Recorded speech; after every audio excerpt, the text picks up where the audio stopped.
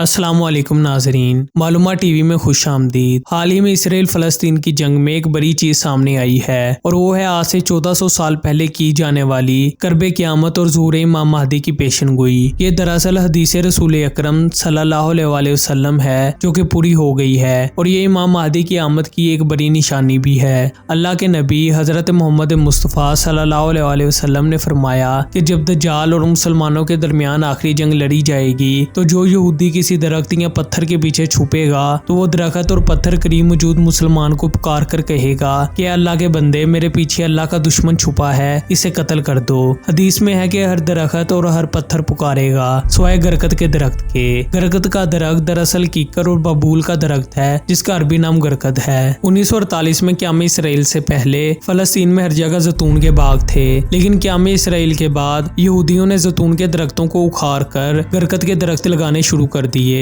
1967 में अरब इसराइल जंग के बाद इसराइल ने जिन इलाकों में कब्जा किया वहां भी जैतून के बाग उजाड़ कर गरकत के दरख्त लगा दिए। अब सोचने वाली बात यह है कि इसराइल जो कि पूरी दुनिया में बिजनेस माइंडसेट से जाना जाता है और बड़ी बड़ी कंपनियां चलाता है, उसके लिए जैतून का बिजनेस तो एक बहुत बड़ा इनाम था। फिर उन्होंने क्यों इस जैतून को, जो पूरी दुनिया में सबसे ज्यादा महंगा और उम्दा जैतून था, इसको बर्बाद करके ये झाड़ी नुमा दरख्त लगाए जिनका किसी को कोई फायदा ही नहीं था। असल में नाज़रीन, बेशक यहूदी अल्लाह और आखिरी नबी हजरत मोहम्मद मुस्तफ़ा सल्लल्लाहु अलैहि वसल्लम पर ईमान नहीं लाते, लेकिन वो दिल से ये बात जानते हैं कि जो बात आप सल्लल्लाहु अलैहि वसल्लम ने कही है वो बिल्कुल सच है, इसलिए वो अपने बचाव के लिए इस दरख्त को लगाते हैं। गरकत का दरख्त छोटे कद का और फैला हुआ होता है, इसलिए इसमें छुपना काफी आसान है। यहूदी इसलिए इस दरख्त को हर तरफ उगा रहे हैं ताकि जंग की सूरत में इन दरख्तों में पनाह ली जा सके।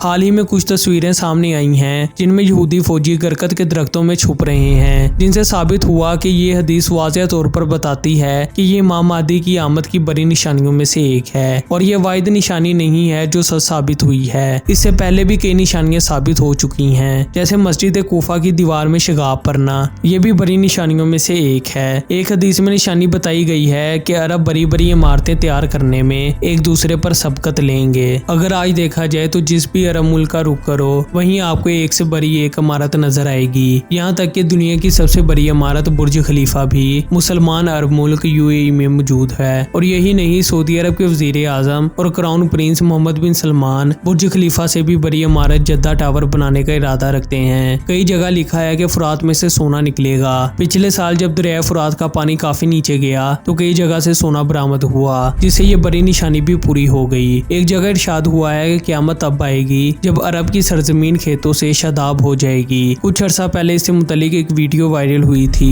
जिसमें सऊदी अरब और बाकी अरब इलाकों में सहरा गुलिस्तानों में तब्दील हो गए, जिसने माहिरीन को सोचने पर मजबूर कर दिया और सबका कहना था कि ये पेशनगोई 100% सच साबित हुई। आमद इमाम महदी और करबे क़यामत के मुतालिक एक बहुत बड़ी हदीस जो पूरी होने के बिल्कुल करीब है और वो है ईरान के मुतालिक हदीस। हदीस में आता है कि जब खुरासान से काले झंडे निकलेंगे तो उनके पास जाओ, चाहे तुम्हें बर्फ पर ही क्यों ना रेंगना पड़े, क्योंकि उनमें अल्लाह का खलीफा महदी होगा।